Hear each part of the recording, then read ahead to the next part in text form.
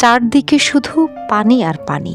ঘর নেই, উঠান নেই, নিরাপদ কোনো আশ্রয়ও নেই।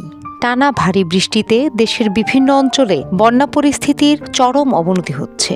কোথাও গর্ভবতী নারী গাছের ডালে আশ্রয় নিয়ে জীবন বাঁচানোর চেষ্টা করছেন, আবার কোথাও পানির তোড়ে কবর ক্ষতিগ্রস্ত হয়ে মরদেহ ভেসে ওঠার মতো হৃদয় বিদারক ঘটনা ঘটছে। বন্যার পানিতে সবকিছু হারিয়ে শেষ ভরসা হয়েছে একটি গাছ। সেই গাছের ডালেই ঘণ্টার পর ঘণ্টা আশ্রয় নিয়ে আছেন এক গর্ভবতী নারী। চারপাশে উত্তাল স্রোত, নিচে বন্যার পানি, আর উপরে অনাগত সন্তানের জীবন বাঁচানোর নিরন্তর চেষ্টা। দুর্যোগের নির্মম বাস্তবতা যেন এক ছবিতেই ফুটে উঠেছে। দিন দুয়েক আগে ভাইরাল হয় ৮ মাস বয়সী আরেক শিশুর প্রাণ রক্ষার করুণ চিত্র। ভিডিওতে দেখা যায় ছোট্ট শিশুকে বন্যার হাত থেকে বাঁচাতে বড় পাতিলের মধ্যে রেখে উদ্ধারকর্মীদের উদ্দেশ্যে ভাসিয়ে দেন পরিবার।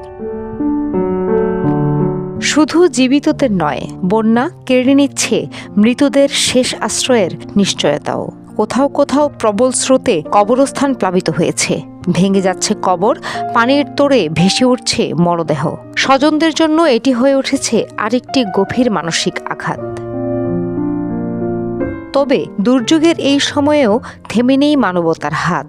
প্রশাসন, স্বেচ্ছাসেবী সংগঠন ও স্থানীয় মানুষ মিলে পৌঁছে দিচ্ছেন শুকনো খাবার, বিশুদ্ধ পানি ও প্রয়োজনীয় ওষুধ। অনেকেই নিজের সামর্থ্য অনুযায়ী এগিয়ে আসছেন দুর্গত মানুষের পাশে। বন্যার পানি একসময় নেমে যাবে, কিন্তু এই দুর্যোগে মানুষের পাশে দাঁড়ানোর গল্পগুলো থেকে যাবে অনেক দিন।